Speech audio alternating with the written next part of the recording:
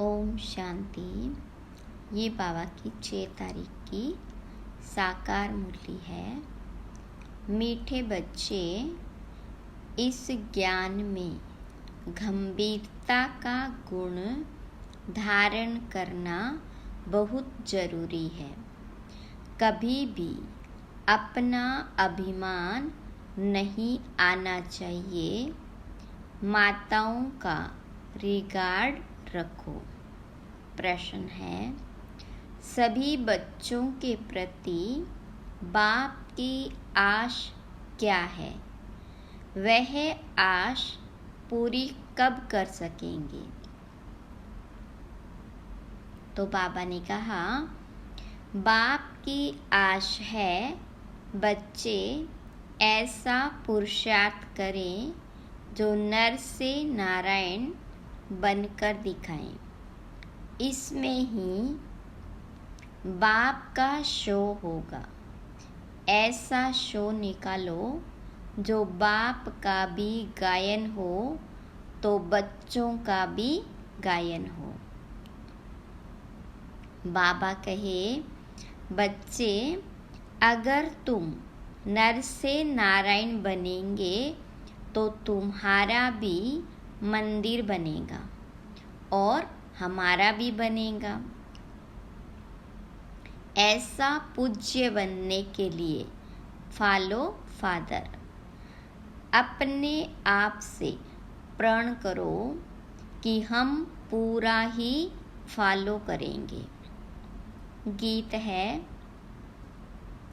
जिस दिन से मिले हम तुम भगवान। ओम शांति। बच्चे महसूस करते हैं बच्चों को भाषा आती है तो जरूर हम नई दुनिया के लिए सब नई बातें सुनते हैं। यह हमारी प्रीत नई लगती है और कोई भी प्रीत सन्मुख परमपिता परमात्मा साथ होती ही नहीं। तो यह नई बात है ना। तुम जानते हो बाबा पतित पावन है। पुरानी दुनिया को पतित, नई दुनिया को पावन कहेंगे। तो तुम्हारी प्रीत नई दुनिया से लगेगी। तुम यह जानते हो हमारी प्रीत अब नई दुनिया स्वर्ग से है। उसको शिवालय कहा जाता है, इनको वैशाल्य कहा जाता है। बरोबर यहाँ विकारी मनुष्य है, सतयुग में निर्विकारी है तो शिवालय कहेंगे ना। शिव बाबा ही ऐसी निर्विकारी दुनिया स्थापन करते हैं।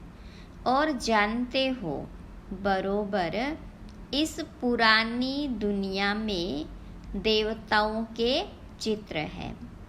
जो देवताएं नई दुनिया में रहने वाले हैं। भारतवासी तो सब भूल गए। वह तो हिंदुस्तान कह देते हैं। हिंदुस्तान हमारा प्यारा है। प्यारा, हाँ जरूर प्यारा था, परंतु वास्तव में हिंदुस्तान नाम है नहीं, भारत खंड कहा जाता है। तो बच्चे जानते हैं बरोबर यह नई बातें लगती हैं। ऐसी बातें कब नहीं सुनी। यह ज्ञान सारी दुनिया से निराला है। भारतवासियों के मंदिर भी बहुत है। क्रिश्चियन की एक ही चर्च होगी, फिर करके अलग अलग चर्च बनाएंगे। सतयुग में तो कोई मंदिर नहीं होता, क्योंकि चैतन्य देवताओं का राज्य चलता है। देवताएं शिवालय नई दुनिया में राज्य करते थे। तुम जानते हो अब हम नई दुनिया में जा रहे हैं। यह भी ख्याल कभी नहीं करना कि बाबा ने यह नया मकान बनाया है। वास्तव में पुरानी दुनिया में यह भी पुराना ही है। हमारी प्रीत अब नई दुनिया से लगी है। आत्माओं की परमात्मा साथ प्रीत लगी है तो सन्मुख बैठे हैं। मनुष्य समझते हैं ब्रह्मा कुमार कुमारियों की ब्रह्मा से प्रीत लगी है। तुम जानते हो हमारी प्रीत तो एक शिव बाबा से है, दूसरा न कोई। भल तुम्हारा नाम बीके है, परंतु ब्रह्मा से प्रीत नहीं है। यह ब्रह्मा तो देहधारी है ना। जन्म मरण में आते हैं। तुमको देह से संबंध नहीं जोड़ना है। वे गुरु लोग तो अपना नाम रख देते हैं सच्चिदानंद, परंतु सत्य चित्त आनंद स्वरूप तो एक परमात्मा को ही कहा जाता है। आत्मा सत्य चित्त आनंद रूप, शांत रूप, ज्ञान रूप थी। अब तुम फिर से इस संगम पर बनते हो। जैसे बाबा की महिमा है ज्ञान का सागर, शांति का सागर। तुम भी सत्य चित्त आनंद रूप हो। बीज और झाड़ को याद करने से सारा ज्ञान आ जाता है। बरोबर 5 युग है और अभी है संगम युग। इस संगम युग को दुनिया नहीं जानती, करके मालूम भी हो, परंतु डिटेल में नहीं जानती कि सतयुग में कौन राज्य करते थे, कैसे राज्य लिया। तुम अब राज्य ले रहे हो। पुनर्जन्म लेते चक्र में तो जरूर आना पड़े। सदैव स्वर्ग में तो कोई रह न सके। स्वर्ग और नरक की पहचान अभी मिली है। अभी कलयुग है, फिर सतयुग जरूर होगा, तो जरूर संगम पर ही परमपिता परमात्मा आया होगा। उनकी महिमा ही अलग है। ऐसे थोड़े ही कि एक की महिमा दूसरे कोई की हो सकती। हर एक का कर्तव्य अपना, संस्कार अपने, एक न मिले दूसरे से। हर एक आत्मा में अपना अपना पार्ट है।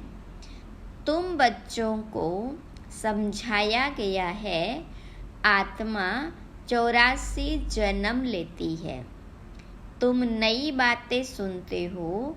भगवानुवाच, मैं राजयोग सिखाए तुमको राजाओं का राजा, अर्थात नर से नारायण, नारी से लक्ष्मी बनाता हूँ। बाबा पूछते भी हैं, तुम सूर्यवंशी नारायण बनेंगे या चंद्रवंशी राम बनेंगे? कहते हैं बाबा, एम ऑब्जेक्ट तो सूर्यवंशी बनने की है। नंबर वार तो होते हैं ना। बैरिस्टर कोई बहुत अच्छा, कोई हल्का होता है। कोई सर्जन तो लाखों रुपया कमाते, कोई बहुत थोड़ा कमाते। पढ़ाई पर सारा मदार रहता है। तुम्हारे में भी कोई तो बहुत कमाई वाले बनेंगे, तख्त पर बैठेंगे। यह बड़ा बेहद का ईश्वरीय कॉलेज है। उन कॉलेजों में हद होती इतने पास होंगे, यह है फिर बेहद का कॉलेज। तो तुम नई बातें सुनते हो, अभी तुम समझ रहे हो, तुम अबलाओं को बल देने वाला वह परमपिता परमात्मा ही है। जानते हो परमात्मा बाबा से हमको कितना बल मिलता है। हम सेना हैं, युद्ध के मैदान में खड़े हैं। नई बात है ना। गीता में पांडवों और कौरवों की लड़ाई दिखाई है, परंतु लड़ाई की तो बात है नहीं। हर एक बात नई है। श्री कृष्ण तो नई दुनिया का अलफ है। अलफ से लेकर अब नई बातें हैं। नई दुनिया का अलफ है लक्ष्मी नारायण, फिर उनके पीछे उनके बच्चे। तो लक्ष्मी नारायण है सतयुगी मनुष्य सृष्टि का भगवान। यहाँ मनुष्य सृष्टि का रचयिता अल्फ अर्थात भगवान अर्थात ब्रह्मा है। पहले पहले परमपिता परमात्मा अल्फ, पीछे ब्रह्मा को अल्फ बनाते हैं, फिर लक्ष्मी नारायण को अल्फ बनाते हैं। यहाँ तुम ब्राह्मण कुल के हो। ब्राह्मण कुल का बड़ा ब्रह्मा ही गाया जाता है। ब्राह्मण तो भल वह भी है, परंतु ब्रह्मा कुमार कुमारियाँ नाम कभी नहीं सुना है। गीता में भी यह नाम नहीं है, तो नई बात है ना। भारत को हिंदुस्तान कहने के कारण हिंदू धर्म कह देते हैं। अपने प्राचीन धर्म की पहचान नहीं है, जैसे कि देवता धर्म है ही नहीं। अपने धर्म को न जानने के कारण कहते हैं सब धर्म एक ही है। भल सब धर्म यहाँ रह सकते हैं, जिसको चाहे सो रहे, फ्री है। सभी धर्मों को मान देते हैं, कोई भी धर्म वाला आकर रह सकता है। बाहर में देखो, वे दूसरे धर्म वालों को निकालते रहते हैं। सीलोन बर्मा आदि में इंडियन को निकालते रहते हैं। भारत में वास्तव में प्राचीन देवी देवता धर्म वाला है, परंतु वह तो कहते कोई भी आकर रहे, सब इकट्ठे तो रह न सके। जहाँ तहाँ धर्मों की बहुत खिटपिट है। कहते हैं भारत सभी धर्मों का एस्लम देगा, इसलिए भारत की महिमा है। अब तुम सभी नई बातें सुनते हो। इस समय भारत में देवी देवता धर्म का कोई है नहीं। हम उस नई दुनिया के लिए पुरुषार्थ कर रहे हैं। शिव बाबा स्वर्ग रचते हैं। यूं तो ब्रह्मा की संतान सब है, परंतु ब्राह्मण खास गाए हुए हैं। उनको कब रचा? जरूर संगम पर रचा। वर्ण भी अच्छी रीति दिखाने हैं। हम ब्राह्मण चोटी, फिर देवता, क्षत्रिय, वैश्य, शूद्र बनते हैं। तो यह ज्ञान बड़ा गुह्य रमणीक है। मुश्किल किसकी बुद्धि में बैठता है। तुम बच्चे इस ज्ञान को अच्छी रीति धारण करो। कभी भी ब्राह्मणी से रूठना नहीं। रूठ करके पढ़ाई को नहीं छोड़ना है, नहीं तो रसातल में चले जाएंगे। बाबा आया है सुनाने, तो सुनना चाहिए।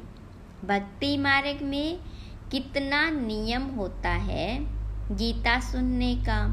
वह पूरे नेम से सुनते हैं, मंदिर में भी नेम पूर्वक जाते हैं, रोज पक्का नेम रखते हैं। तुम्हारा नेम तो बड़ा कड़ा है, एक घड़ी आधी घड़ी फिर पढ़ाते रहना है। बाबा को याद करने से बुद्धि का ताला खुलेगा। विचार सागर मंथन कोई शिव बाबा नहीं करते, उनको दरकार ही नहीं विचार सागर मंथन करने की, तुमको दरकार रहती। किसको कैसे समझाएं, तो कभी भी रूठना नहीं चाहिए, एक दो का रिगार्ड रखना चाहिए। कई बच्चों को महारथियों का रिगार्ड रखना आता नहीं। ब्राह्मणियाँ जो है वह फिर भी मुख्य 10-12 को आप समान तो बनाती है ना, तो उनका रिगार्ड रखना पड़े। तुम जैसे कि शिव बाबा के एजेंट हो, सभी एजेंट एक जैसे तो नहीं होते, नंबरवार होते हैं, फिर भी एजेंट तो है ना। कोई तो बहुत अच्छी रीति धारण करते हैं, रात दिन सर्विस में तत्पर रहते हैं। शिव बाबा भी यहाँ सर्विस पर आए हैं ना।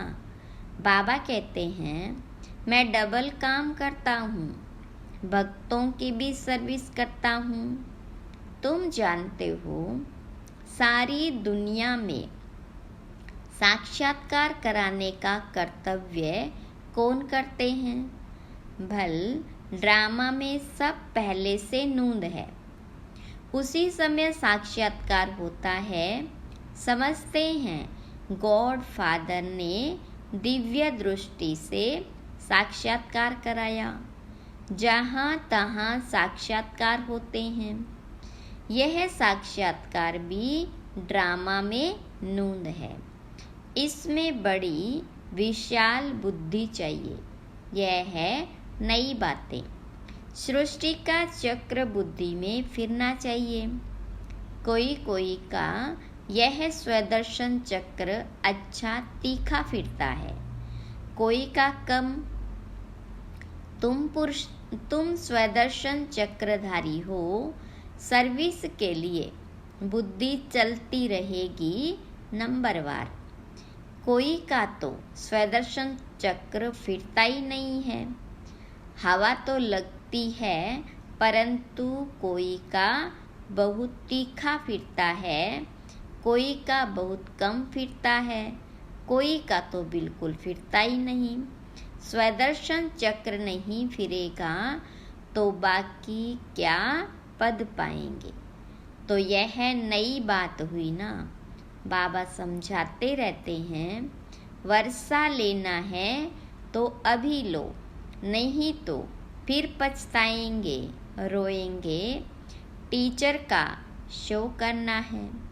यह कितना बड़ा कॉलेज है, अच्छी रीति पढ़ते हैं तो पद भी अच्छा पाते हैं। पढ़ करना चाहिए, हम पूरा फॉलो करेंगे।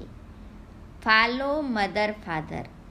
ऐसे भी नहीं है कि बैरिस्टर का बच्चा बैरिस्टर ही बनेगा, नहीं, कोई डॉक्टर बनेगा, कोई इंजीनियर, कोई तो शैतान डाकू भी निकल पड़ते।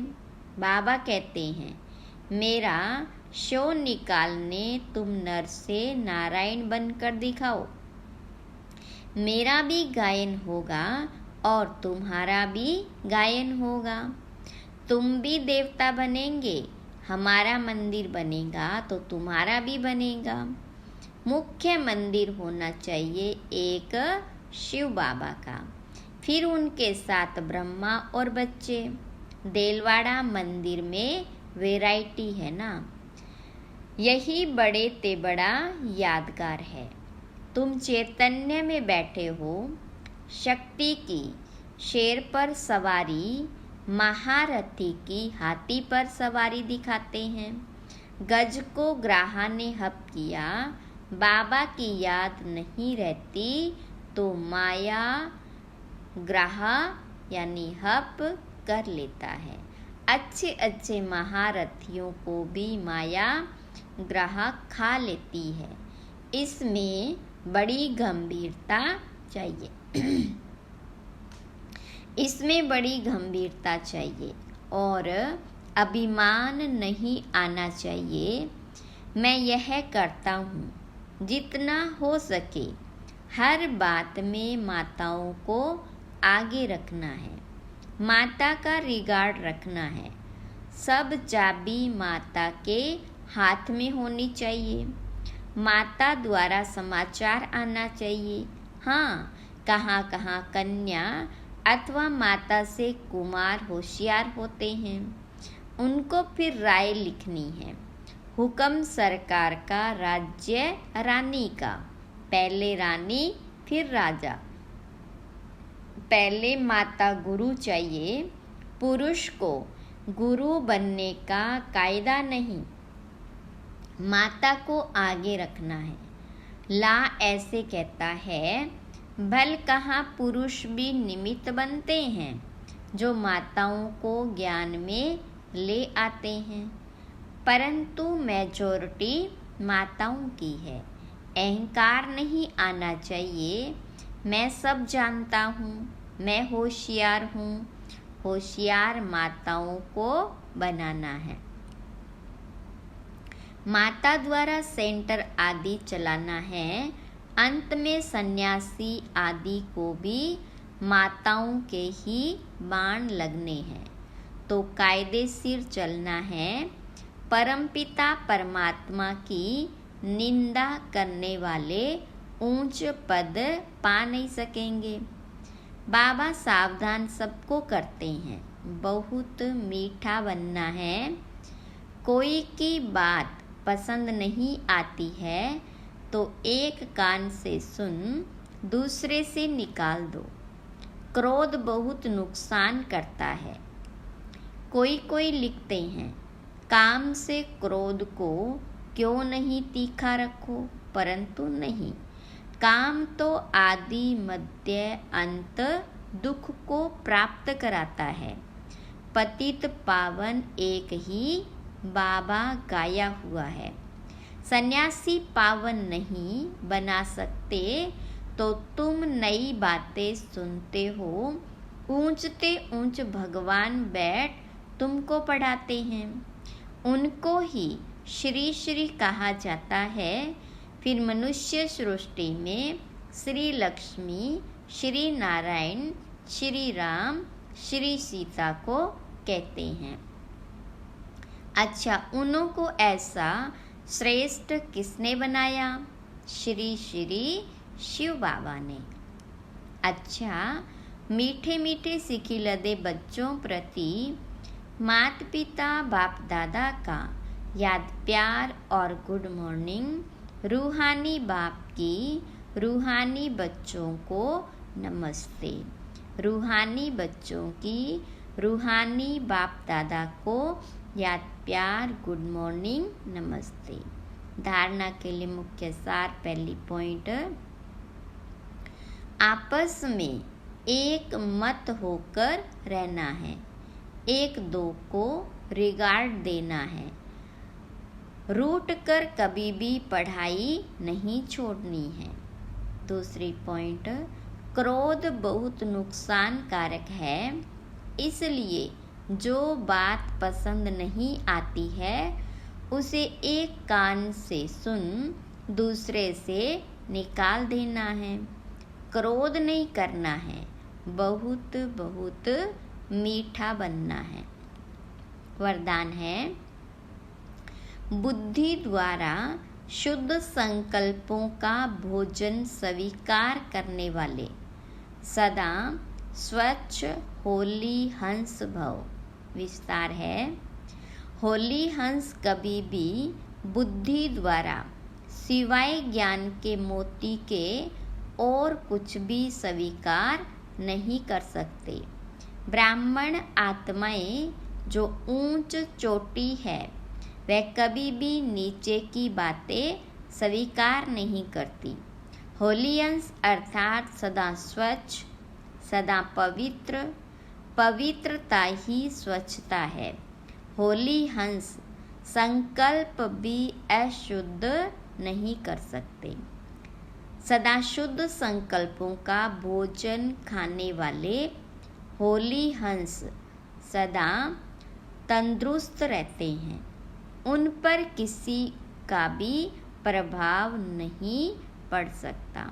स्लोगन: अपनी मनसा द्वारा शांति कुंड को प्रत्यक्ष करने वाली शांति प्रिय आत्मा बनो।